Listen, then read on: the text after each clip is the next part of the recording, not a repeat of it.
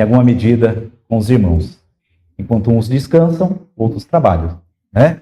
O ministro Ricardo está descansando, suas férias, merecidas férias de passagem, né? Servo de Deus, tem labutado, muito trabalhado na obra do Senhor aqui na igreja Presbiteriana Trindade. Estou acompanhado da minha família, a parte dela, né? Minha excelentíssima Gábia, minha esposa, meu príncipe Raí, garoto bonitão ali, sorridente, 22 anos aí, candidato aí a, né, a futuro namorado, noivado e casamento. Já estou fazendo a propaganda do garoto, hein? Olha só, hein? Esse pai é danado. Irmãos, vamos ao que nos interessa então, sem delongas. Convido aos amados para abrirem comigo o texto que servirá de base para a nossa reflexão nesta manhã. Livro de Neemias, capítulo 1. Neemias, capítulo 1. Teremos os versos 1 a 11.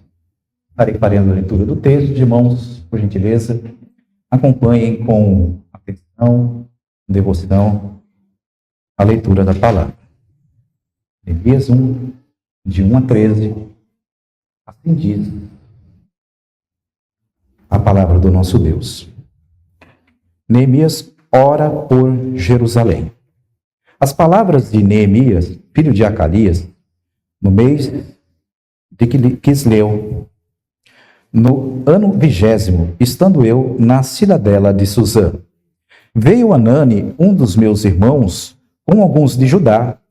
Então lhes perguntei pelos judeus que escaparam e que não foram levados para o exílio e acerca de Jerusalém.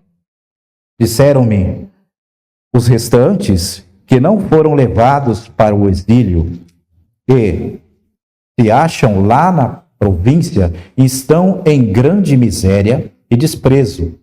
Os muros de Jerusalém estão derribados e as suas portas queimadas. Tendo eu ouvido estas palavras, assentei-me, chorei e lamentei por alguns dias, e estive jejuando e orando perante o Deus dos céus. E disse: Ah, Senhor, Deus dos céus, Deus grande e temível, que guardas a aliança e a misericórdia para com aqueles que te amam e guardam os teus mandamentos. Estejam, pois, atentos os teus ouvidos e os teus olhos abertos para acudires à oração do teu servo, que hoje faço a tua presença dia e noite pelos filhos de Israel, teus servos, e faço confissão pelos pecados dos filhos de Israel, os quais temos cometido contra ti, pois eu e a casa de meu pai temos pecado. Temos procedido de tudo corruptamente contra ti. Não temos guardado os mandamentos, nem os estatutos, nem os juízos que ordenaste a Moisés, teu servo. Lembra-te da palavra que ordenaste a Moisés, teu servo, dizendo: se transgredires, eu vos espalharei por entre os povos. Mas, se vos converterdes a mim, e guardardes os meus mandamentos e os cumprires, então, ainda que os vossos rejeitados estejam pelas extremidades do céu, de lá os ajuntarei e os trarei para o lugar que tenho escolhido para lhe fazer habitar o meu nome. Esses ainda são os teus servos e o teu povo, que resgataste com teu braço, com teu grande poder e com a tua mão poderosa. Ah, Senhor, estejam, pois, atentos os teus ouvidos à oração do teu servo e a dos teus servos que se agradam de temer o teu nome. Concede que seja bem sucedido hoje o teu servo e dá-lhe mercê perante este homem. Nesse tempo, eu era copeiro do rei. Oremos. Senhor nosso Deus e Pai, bendizemos e exaltamos o teu santo, bendito nome, porque tu és o nosso Deus. E como cantamos, não há Deus como o nosso Deus. Um Deus relacional, um Deus que se faz carne na pessoa de Cristo Jesus. Um Deus, ó Pai, que vem ao nosso encontro para nos resgatar, para Deus sarar a nossa ferida, para nos fazer povo teu, raça tua, sacerdócio real, nação santa, Senhor, povo escolhido para te adorar, para te servir em espírito e em verdade, Pai. Obrigado por esse privilégio. Tenha misericórdia de nós, ó Pai. Ajude-nos, ó Deus, a expor a tua palavra com fidelidade e extrair dela, compreendendo, Senhor, a tua soberana vontade para a nossa vida. Nós assim oramos, pedimos, em tudo te louvamos e agradecemos, no nome santo de Jesus. Amém. Meus queridos, à guisa de introdução, nós vamos falar um pouquinho sobre o contexto histórico. O provável ano que esse livro foi escrito foi em torno do ano 446. A palavra-chave ou o tema do livro de Neemias é reconstrução. Reconstrução, como nós lemos aqui, esse é um pedido, é uma oração intercessória de Neemias que precede a sua petição perante Artaxerxes, que era o rei aqui, tá? Em favor da edificação ou da construção, reconstrução dos muros da cidade de Jerusalém. Por um outro lado, nós vemos que a espiritualidade, ela também precisava ser reconstruída, precisava ser trazida à memória de volta, precisava ser resgatada a adoração cultica, uma vez que fora perdido devido ao cativeiro babilônico, passando-se os 70 anos, homens de Deus são levantados, reis são levantados para poder, então, trazer o povo de volta para Deus. O povo havia se esquecido de quem era, havia se esquecido da lei de Deus, havia se esquecido da soberania de Deus e havia se perdido numa multidão de pecados. Mas eles aprenderam a lição. O pecado da idolatria, após o cativeiro babilônico, nunca mais eles cometeram. Cometeram outros pecados. Mas havia uma lacuna e um vazio muito grande que precisava ser preenchido, muito mais de resgatar a cidadania do povo, muito mais de trazer o povo de volta, de recuperar a cidade de Jerusalém como nação de Israel, como a sua liderança definida, a sua política definida, muito mais do que uma situação social e econômica, era de entender o evangelho de Deus aqui, as boas novas do Senhor, que eles deveriam viver para a glória de Deus em novidade de vida. Então, lá no capítulo 1 de Esdras, um rei é usado por Deus, e Ciro então decreta que eles voltem de Jerusalém e recuperem tudo aquilo que foi roubado, destruído e que se perdeu, fosse resgatado e trazido de volta para Jerusalém. Outros nomes importantes dessa época, como Ageu, o profeta Ageu, como Zacarias, como o líder Zorobabel, são homens de Deus que se colocam nessa batalha espiritual ou nesta tarefa, no propósito de resgatar a comunhão de Deus, comunhão do povo para com Deus e dentre eles mesmo, para a glória de Deus. E, irmãos, não foi tarefa fácil, e isso nós vamos aprender aqui. Inicialmente, o livro de Neemias, na Bíblia hebraica, originalmente era uma única obra literária, porque eles são contemporâneos. Neemias antecede Esdras, no caso, né? Antecede Neemias, e a diferença é de apenas 14 anos. 14 anos. Então, eles são do mesmo tempo.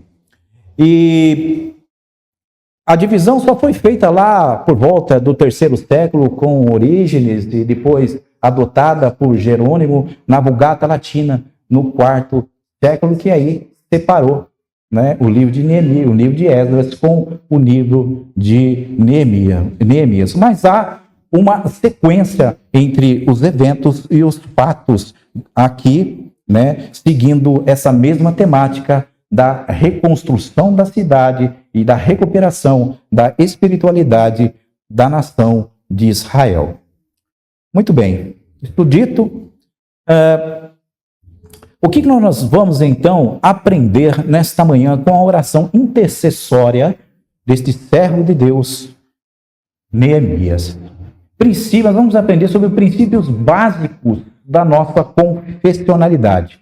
Vamos destacar os elementos litúrgicos que devem fundamentar não só o nosso diretório de culto, não é? Porque na leitura vocês podem ver que o retorno da palavra, certo? Da memória do povo, nós somos do teu povo, nós somos ensinados por Moisés, e fomos edificados, a confissão de pecado, né? A petição também, todos esses são... E a gratidão, no final a gente vai ver também, que foi muito bem destacado na nossa liturgia aqui o irmão Alan, então, nos ensinando. São elementos fundamentais do nosso culto reformado e também da nossa vida cristã como um todo, que nós temos que observar. Bom, quem era Neemias? O texto já diz lá no finalzinho, no verso 11. Naquele tempo, ele era copeiro do rei. Lá na frente, ele vai se tornar governador, é um líder importante. Tá? Há muita coisa que a gente aprende no livro de Neemias, muita coisa boa, a questão da motivação, da reconstrução e tal, mas hoje não será o nosso foco aqui. O importante dizer é que ele era um homem temente a Deus e um adorador da corte do rei. Eu estava aqui, chegando um pouco antes na IBD, e aprendendo sobre as artes, né? E o Alan falando sobre as profissões, e tudo que nós devemos fazer para a glória de Deus. A gente vê a beleza de Deus, a gente vê a boa mão de Deus nas coisas que foram criadas. Porque o propósito é tudo a glória e o louvor de Deus. Quem distorce é o próprio homem. Quem muitas vezes atrapalha e traz uma interferência nessa formosura e nessa belezura nas coisas criadas, é o próprio homem, o próprio pecado, que muitas vezes acaba manchando, né, essas coisas lindas. Mas, então ele fazia da sua profissão algo assim importante. A gente pensa em ser copeiro do rei, mas é muita responsabilidade, né, irmãos? É um ofício honroso, um ofício da mais alta patente, ter que experimentar a bebida, as iguarias do rei antes do rei. Porque se tiver envenenado, quem morre é o copeiro. Quem morre é muita responsabilidade. O copeiro também era próximo do rei, um confidente por vezes, e por vezes também um conselheiro do rei. O que você acha e tal? Então, meio que indiretamente participava da vida ativa, das decisões que envolvia um reinado. Portanto, um cargo de extrema responsabilidade. Nos faz entender de que tudo que nos vem à mão para fazer, tudo é de Deus.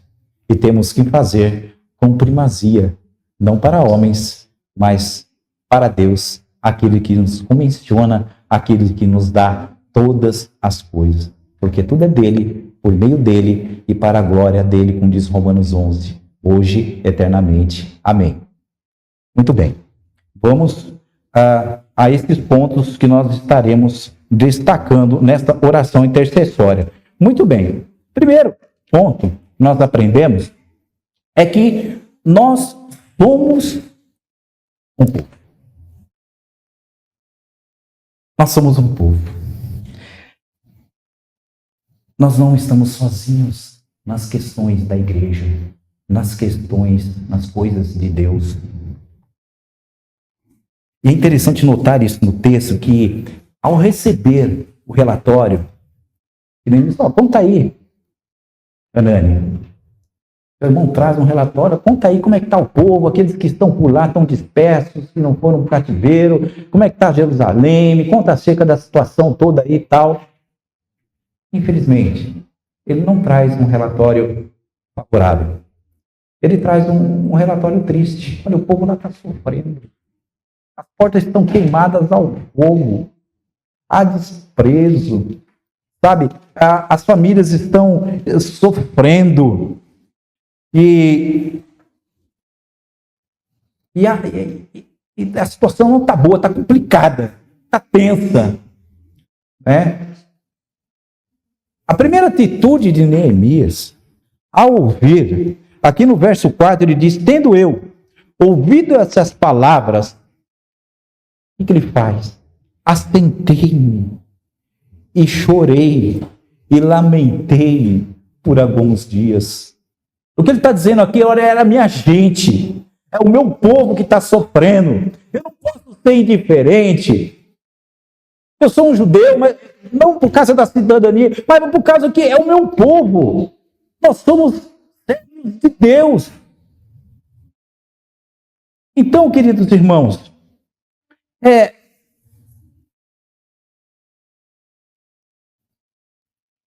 nós somos, às vezes, pegos nessas questões também.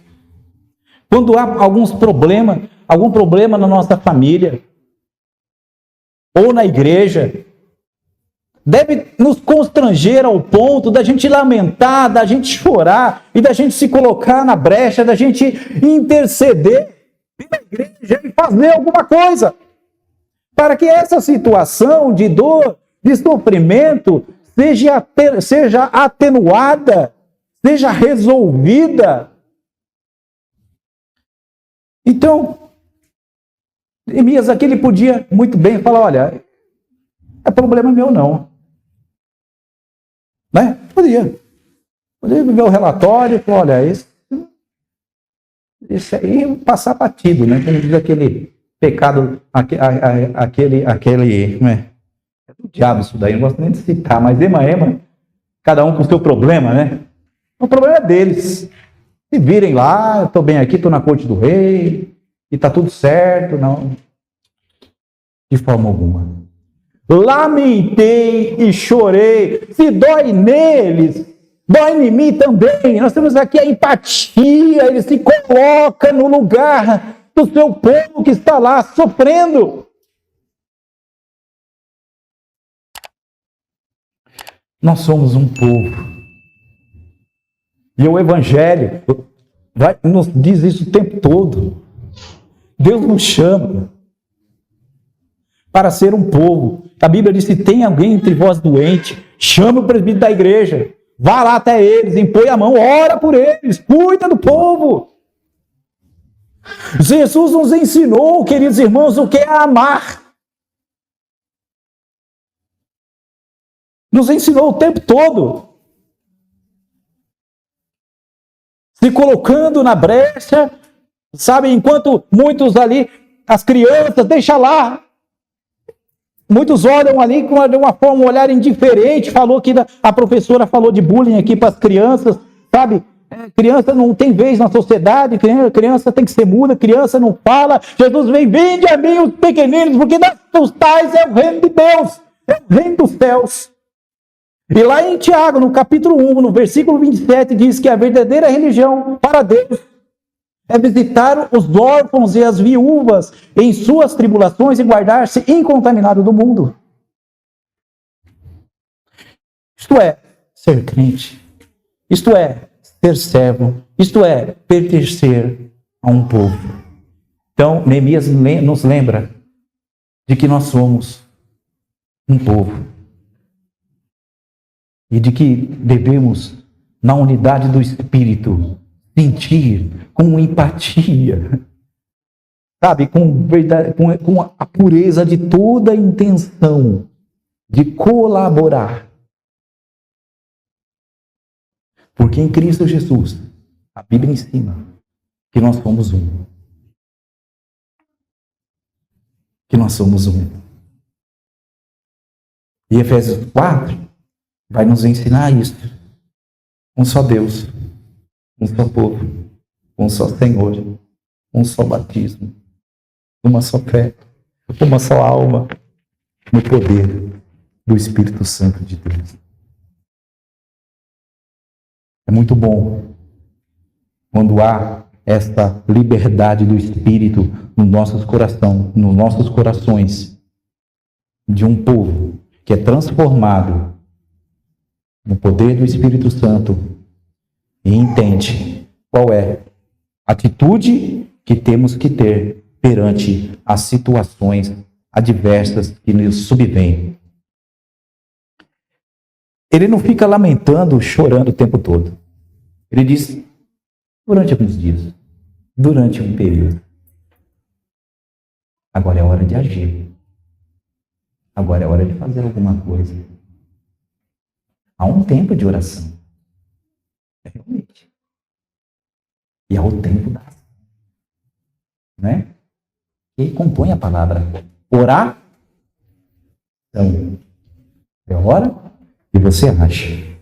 Então, segundo o princípio aqui da nossa confessionalidade, podemos dizer assim, a confissão de fé que aprendemos com Neemias, é que nós somos adoradores de um Deus vivo, de um Deus relacional, de um Deus transcendente, de um Deus imanente, que se relaciona com o seu povo. Versos 4 e 5. Tendo eu ouvido essas palavras, assentei-me, chorei e lamentei durante alguns dias, e estive jejuando e orando perante o Deus dos céus.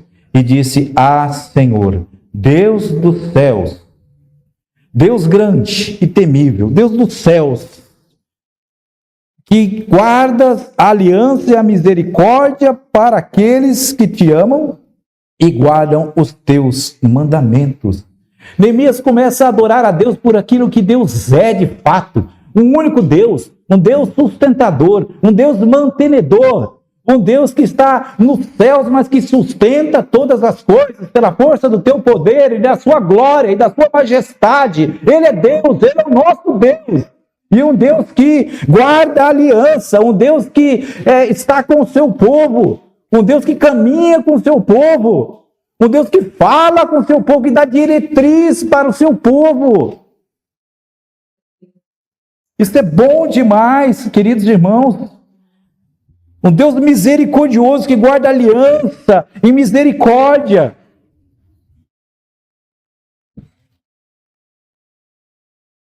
O Alan citou também que nós adoramos a Deus.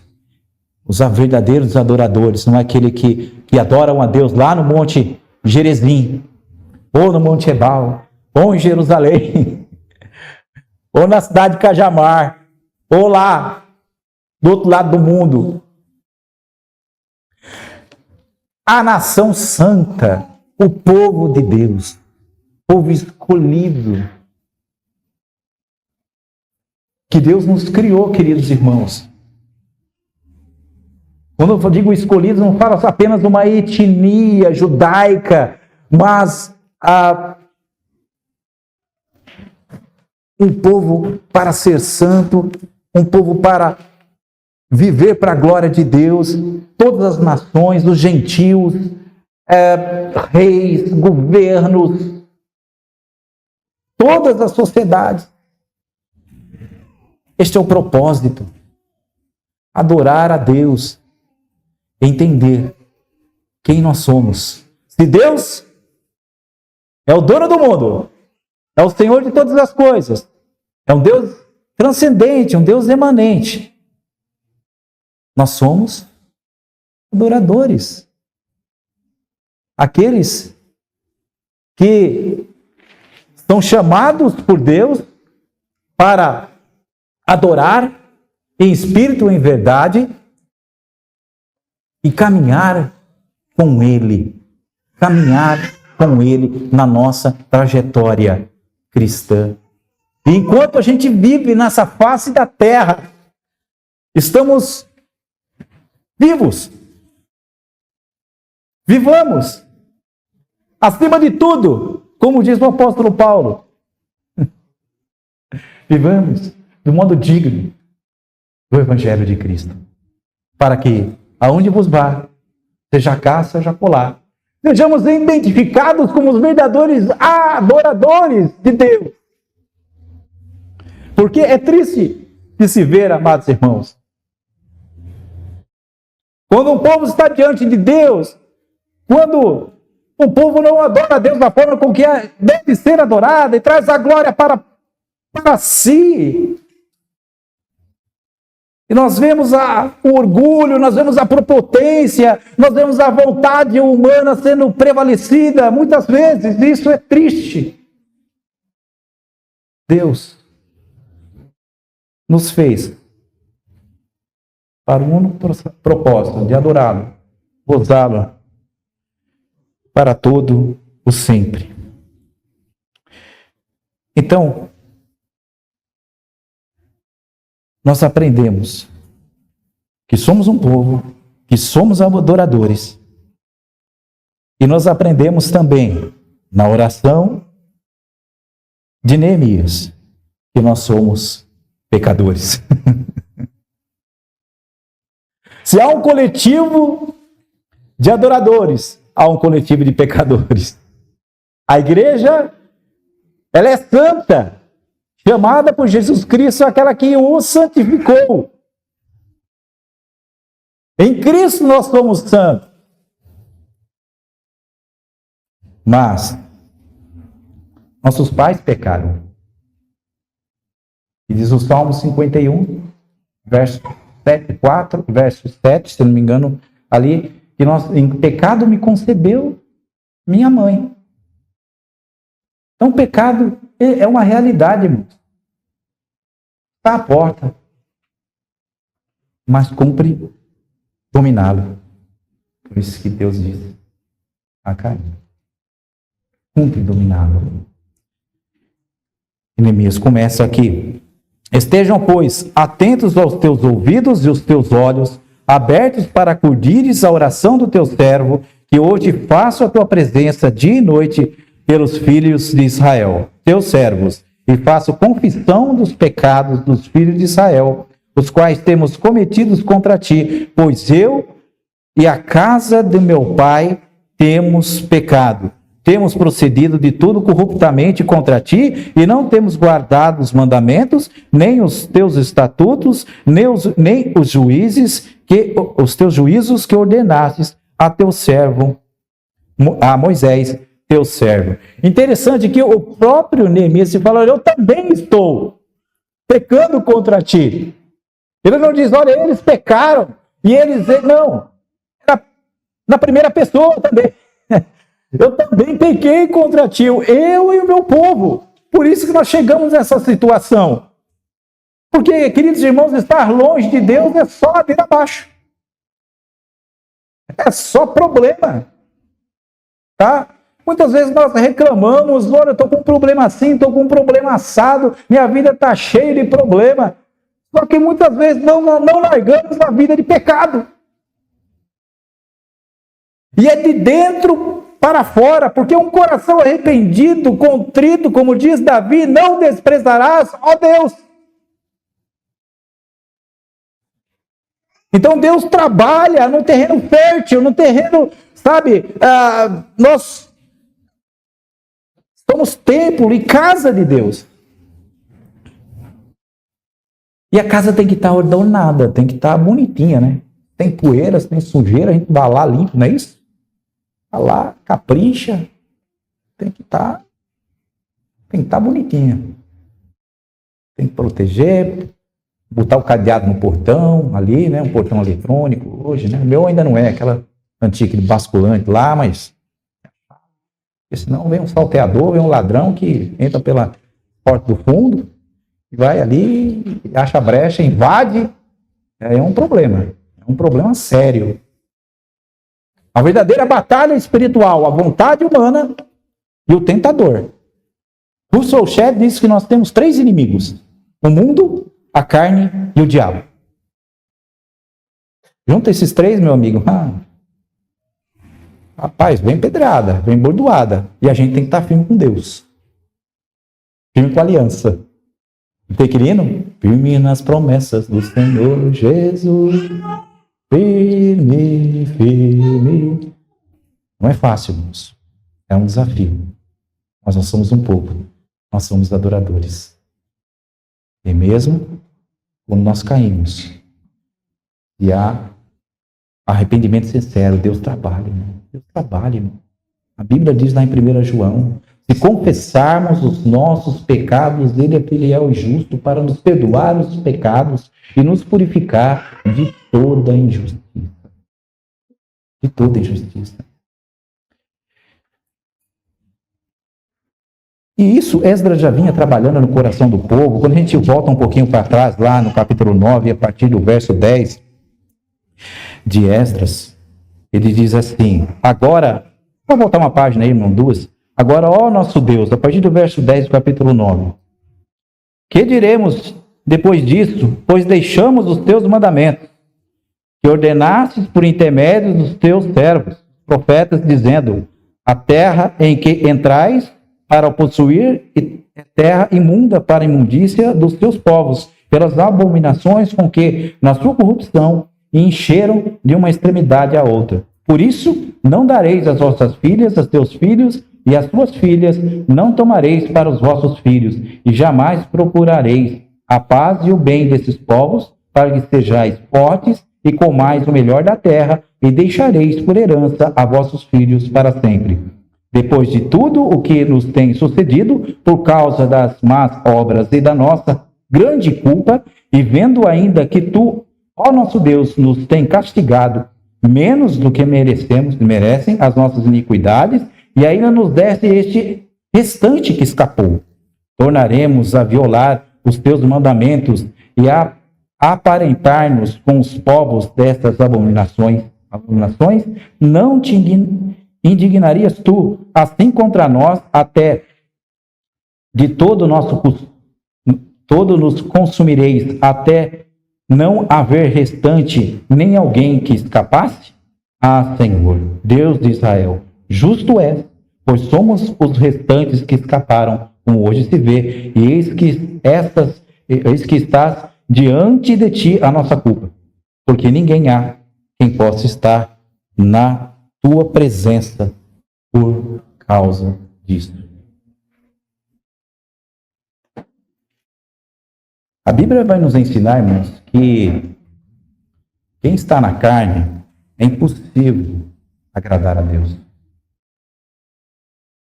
Mas quem está no Espírito, olha os frutos do Espírito, está lá em Gálatas, capítulo 5. O que é o fruto do Espírito e o que é as obras da carne. Então, essa recomendação de que somos chamados para sermos um povo, sermos adoradores, mas para também andarmos em Espírito, em novidade de vida. Porque em Cristo Jesus tudo se faz novo, queridos irmãos. Tudo. Lembra lá Coríntios 5, 1 Coríntios 5, 17. Eis que tudo se fez novo. As coisas velhas já se passaram. Já era. Há uma novidade de vida. Há a luz que resplandece no nosso coração, porque quem anda na luz não há trevas. Porque a treva prevalece contra a luz. Glória a Deus. A treva prevalece, a luz prevalece contra as trevas, sobre as trevas.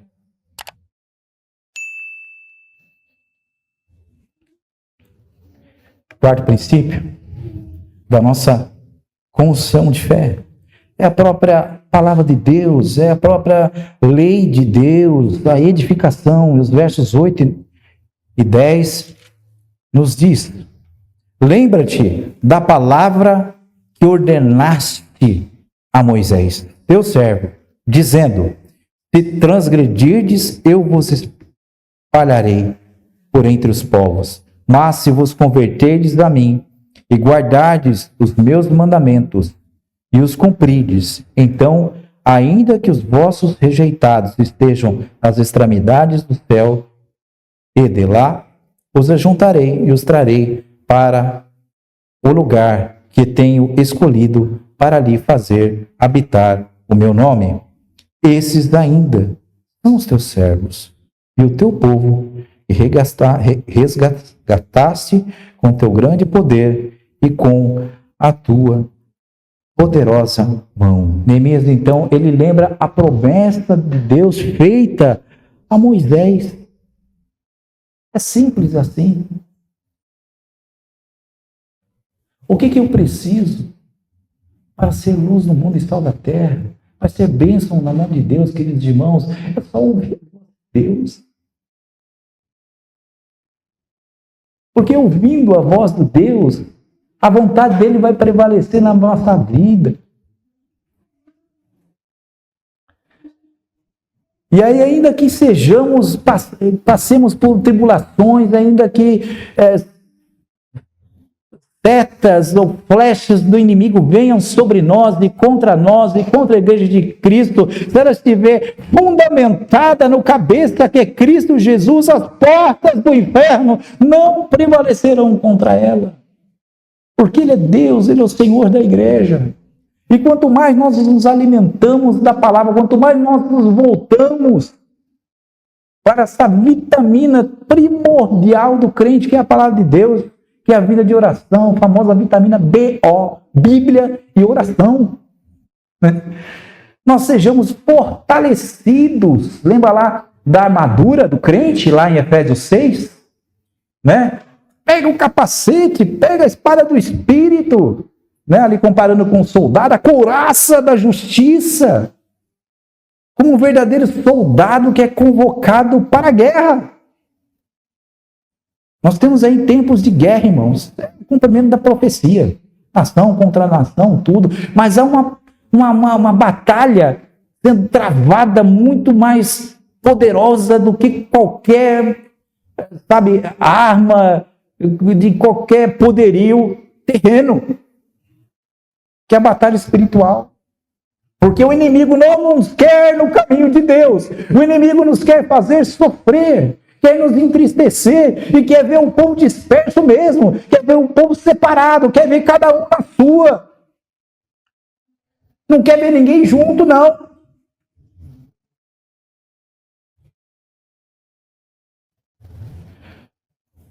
Mas Deus nos faz um povo. Ele lembra que esses são ainda seu povo, Senhor. Nós somos o povo aqui, nós somos a igreja dos IPs, nós somos a comunidade, a igreja do Trindade, nós somos a igreja de Itupeva, nós somos a igreja de Pinheiro, nós somos o teu povo, Senhor. Ajuda-nos, socorre-nos, ó Deus. E Deus vai falar conosco. Pela própria palavra vai nos mostrar, nos dar discernimento espiritual, capacitação do alto para prosseguirmos.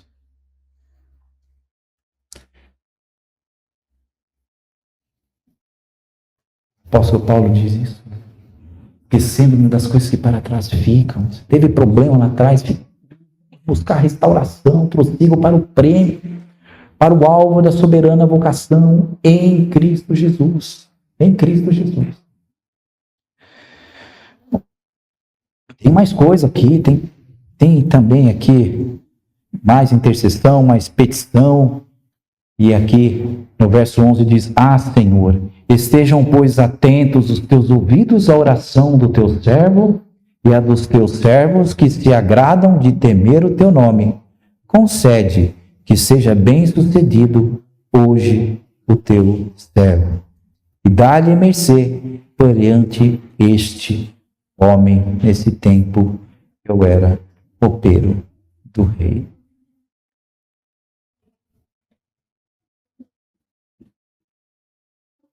A Bíblia diz: buscar-me-eis e me achareis. Quando me buscardes de todo... Acho que acabou a bateria aqui. Ou não, som. De todo o coração.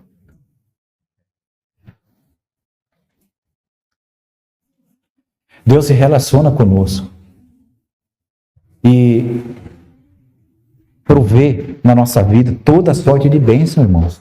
Não estou falando aqui de teologia da prosperidade. Nós estamos falando de um Deus que nos ama, que nos sustém, o Deus que faz chover no nosso celeiro.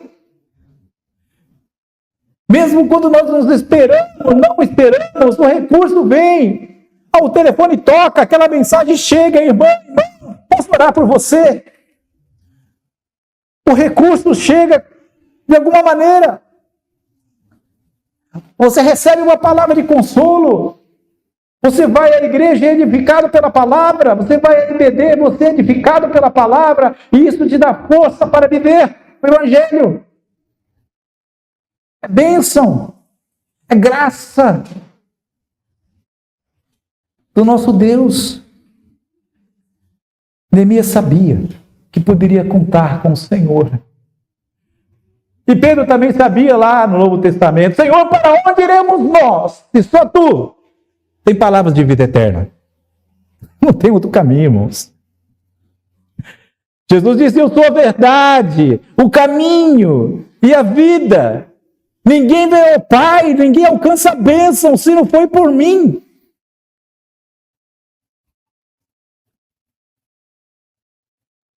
A palavra de Deus tem que ser suficiente na nossa vida, queridos. Porque ela é inerrante, ela é eficaz. E Deus fala conosco, Deus abriu as portas assim, de tal maneira que o milagre aconteceu. Né? Ele te coloca diante de Deus, quem me pedes, o rei Artaxerxes diz. Então orei ao Deus dos céus. Toma carta, vai lá. Pode passar nas províncias. Você tem o meu aval.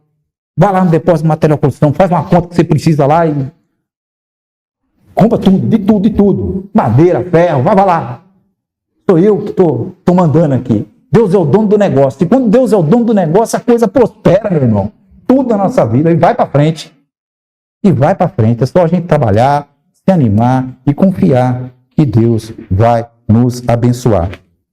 Josué disse isso lá pro povo lá atrás, lembra? Depois que eles passaram o Jordão, Josué 3, capítulo 5, né? Santificai-vos, porque amanhã eu farei maravilhas no meio de vós. Deus abre as portas, prospera o nosso caminho. Se confiamos nele, é só crer e observar. Também aquele hino, né? Crer e observar tudo quanto ordena, o fiel obedece ao que Cristo mandar. Amém, meus irmãos? E não poderia citar aqui também mais um princípio fundamental da nossa função de fé, que é a própria gratidão.